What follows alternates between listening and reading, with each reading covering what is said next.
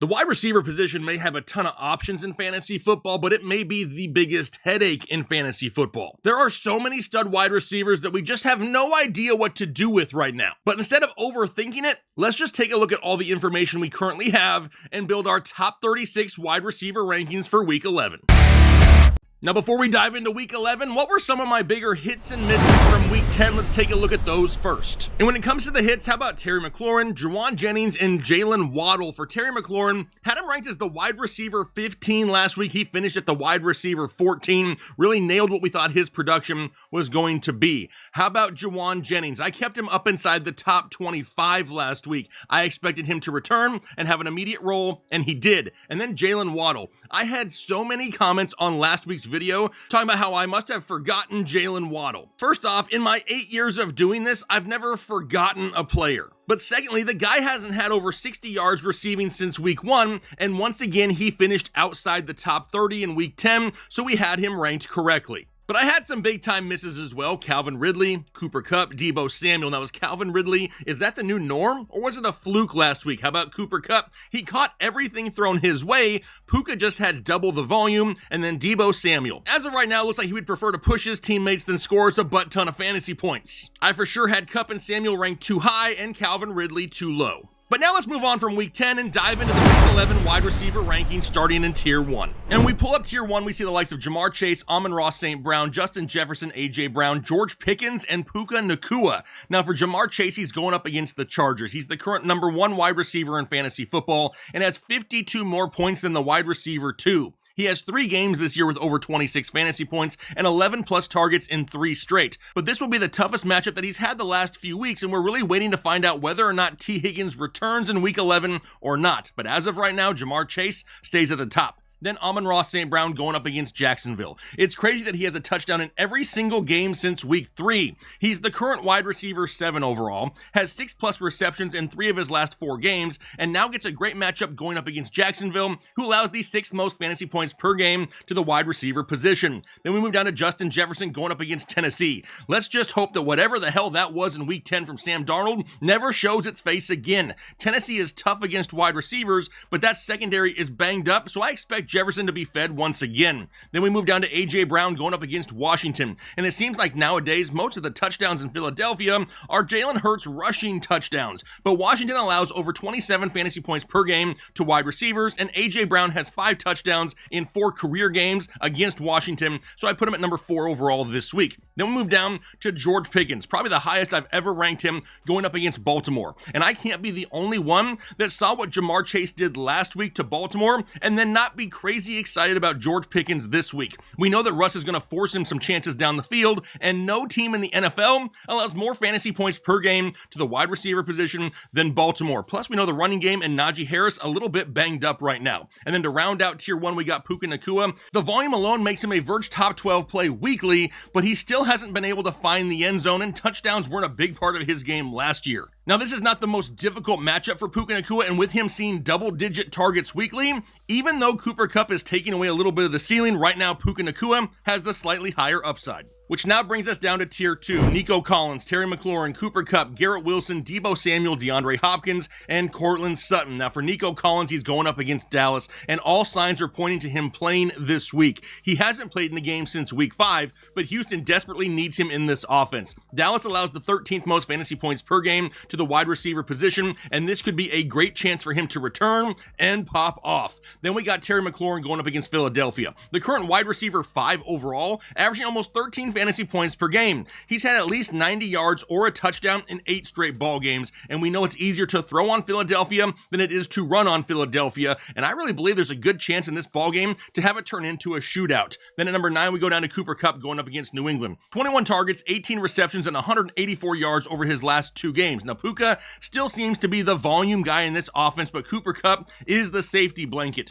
Both of them are going to see a lot of volume each and every week. We know that, but New England is middle of the pack against wide receivers, Bears. And even though they eat into each other's ceiling, they both have a super safe floor. Got Cooper Kupp at 9. Number 10 is Garrett Wilson going up against Indianapolis, and he's still going to get a lot more big play chances in this offense than Davante Adams. But we kind of saw in week 10 what happens when there are no big plays, and it absolutely sucks. But Garrett Wilson is still the wide receiver 3 overall, averaging 13.3 fantasy points per game. Big play chances should be there once again this week, going up against Indianapolis. Then we go down to Deebo Samuel going up against Seattle. Been more floor than ceiling here in 2024. We know not everyone is going to score a touchdown weekly in San Francisco, and as of late, George Kittle been taking most of them TDs. But Samuel has a touchdown in 4 straight games against Seattle, and Seattle allows the 11th most fantasy points per game to the wide receiver position. Then we got DeAndre Hopkins going up against Buffalo. He had that Patrick Surtain treatment last week and was limited to 4 catches for 56 yards, but you better believe they're going to try to get him going early against Buffalo here this week. Buffalo is easier to run on than throw on, but I'm hoping for Josh Allen and Patrick Mahomes to turn this thing into a shootout, maybe go back and forth with a few scores. That's why I got DeAndre Hopkins a little bit higher. Then we go to Cortland Sutton going up against Atlanta.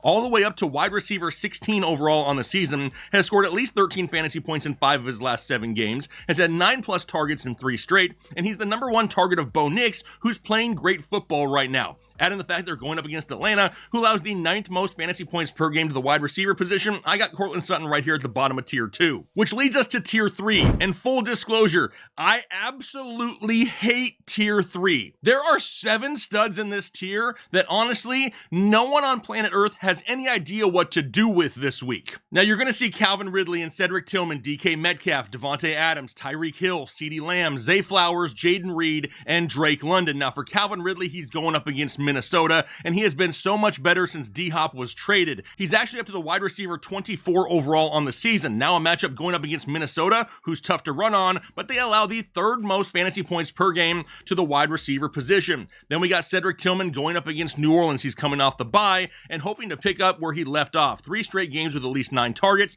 3 straight games with 75 yards, and 3 touchdowns over those 3 games as well. In a matchup going up against New Orleans, they allow the 10th most fantasy points per game to the wide receiver position, and this is a Jameis Winston revenge game. I expect Cedric Tillman to be fed, which then takes us into this group of studs that we really have no idea what to expect from here in week 11. DK Metcalf going up against San Francisco. He's coming off the bye. He should be coming back from his knee injury this week, and with the way this offense has been throwing the ball in 2024, DK Metcalf is going to be a Verge top 15 play every week that he's healthy. Now San Francisco is no easy matchup, but DK is needed to help Seattle kind of keep pace and scoring here with San Francisco. Then we got Davante Adams going up against Indianapolis. Good news is Adams just saw a season high 13 targets, but only turned it into 6 catches for 31 yards, and that's not going to cut it.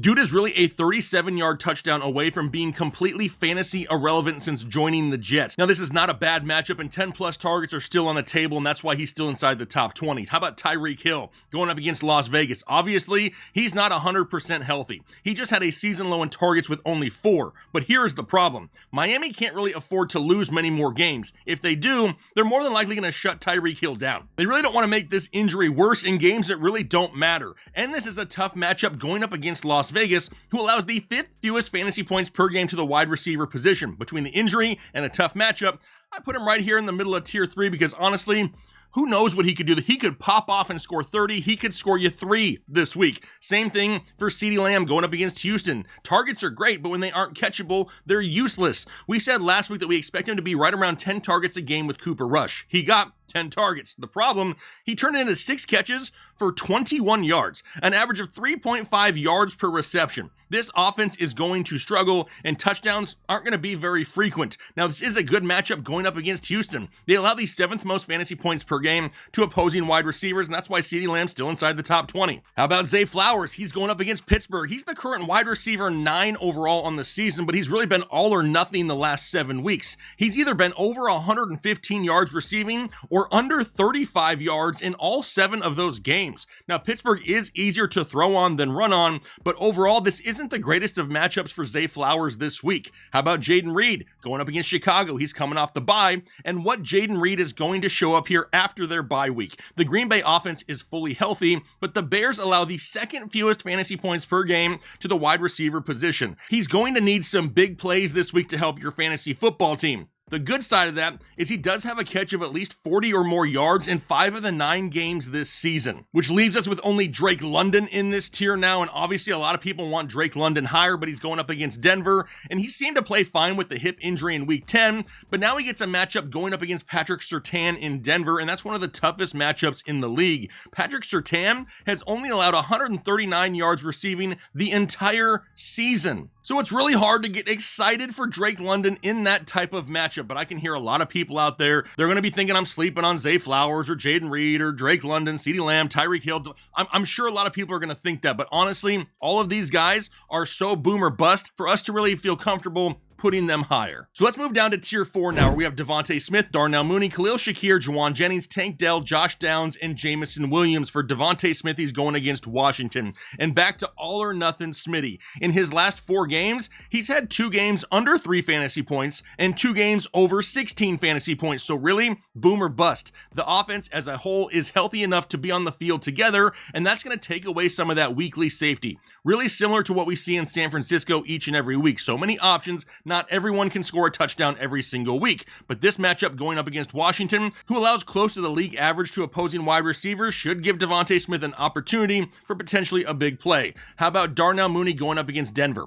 And if we can pencil in Patrick Surtain to lock onto Drake London, then Darnell Mooney could be a quote-unquote sleeper option in week 11. What's crazy is he is the current wide receiver 8 overall on the season, averaging 12 fantasy points per game, but he's not some locked-in smash start every single week. He does have some serious upside, but he also has some serious risk. Now, after Mooney, we got Khalil Shakir going up against Kansas City. And with all the injuries to Buffalo pass catchers, you have to think that Khalil Shakir sees a decent amount of volume in week 11. Keon Coleman, Amari Cooper, and Dalton Kincaid, all questionable to play. But on top of that, we know it's going to be hard to run against Kansas City. They're the #1 running defense in the NFL, so Shakir should be a Verge wide receiver 2 here in week 11. How about Juwan Jennings going up against Seattle? His first game back from injury last week was an immediate 11-target game. Now, no reason to think that that volume doesn't continue. Touchdowns, though, are really going to be hit or miss because he's going to be filling that Brandon Ayuk role. And then a matchup going up against Seattle, who allows the 11th most fantasy points per game to wide receivers. I got Juwan Jennings at 26. 27 is Tank Dell going up against Dallas. Looking like Nico will be back this week, so that's for sure going to lower the ceiling of Tank Dell some. But man, this is such a good opportunity for Houston to have a get-right game going up against Dallas, who allows over 27 fantasy points per game to the wide receiver position, and Dell becomes a flex option at best here this week. How about Josh Downs going up against the Jets? I felt so much better with him weekly with Joe Flacco under center, but now Anthony Richardson has gotten his job back. Now, Downs had his best game of the season with Anthony Richardson under center, but he was a much safer and consistent option with Joe Flacco. Now, a matchup going up against the Jets, they allow the fewest fantasy points per game to the wide receiver position, so Josh Downs is dropped down to 28. Then we got Jamison Williams going up against Jacksonville. A great chance for him to have that big play in this game. My biggest concern is that if he doesn't get it early, he may not get it at all. If Detroit can get an early lead and Mac Jones and the Jaguars can't score to keep pace, we're going to see a whole lot of Detroit running the football in the second half, and that's why Jamison Williams is down here at the bottom of tier 4, which only leaves us tier 5 now, where we have JSN, Jackson Smith and Jigba, Romeo Doubs, DJ Moore, Brian Thomas Jr., Jalen Waddle, Amari Cooper,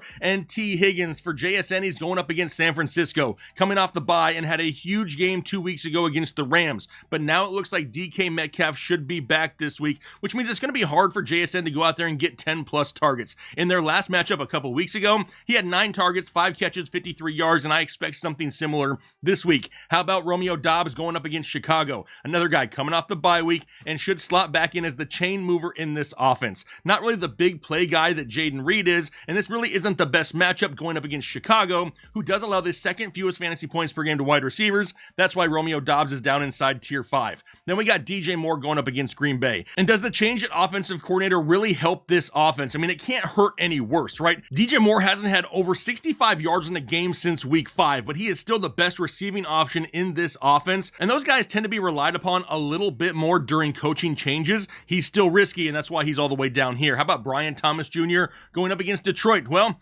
Brian Thomas with Mac Jones turned it into 3 targets, 2 catches, and 12 yards, and that's not going to cut it. We already know that Trevor Lawrence has been ruled out, but Detroit allows the 4th most fantasy points per game to the wide receiver position. We know that Jacksonville is probably going to be trailing and have to be throwing the ball all 4 quarters. We just need to pray for a big play touchdown at this point for Brian Thomas Jr. Jalen Waddle, he's going up against Las Vegas. Now, he started the game hot in week 10 and then just totally disappeared. Has not had over 57 yards receiving in a game since week 1. Hasn't had over 4 catches in a game since week 1. We know Tyreek Hill is not 100% healthy, though, and this matchup is not an easy one. Las Vegas does allow the 5th fewest fantasy points per game to the wide receiver position. How about Amari Cooper? He's going up against Kansas City, and does he play is the biggest question. If he does, they for sure need him in this matchup. If he's 100% healthy by the weekend, he's going to be right around wide receiver 20 or so in my rankings. And then lastly, T. Higgins going up against the Chargers. Really waiting to see if he can finally return to the field as well. Now, Jamar Chase owners hope that he does not, but this is not the easiest matchup either, going up against LA. However, if he is 100% healthy heading into this ballgame, he will be a Verge top 24 wide receiver for me on the week. Which will wrap up our quick and dirty top 36 wide receivers here for week 11. As you just saw, there are a ton of stud wide receivers that just have a lot of things going against them right now. Now, hopefully when you're setting your fantasy lineups here this week,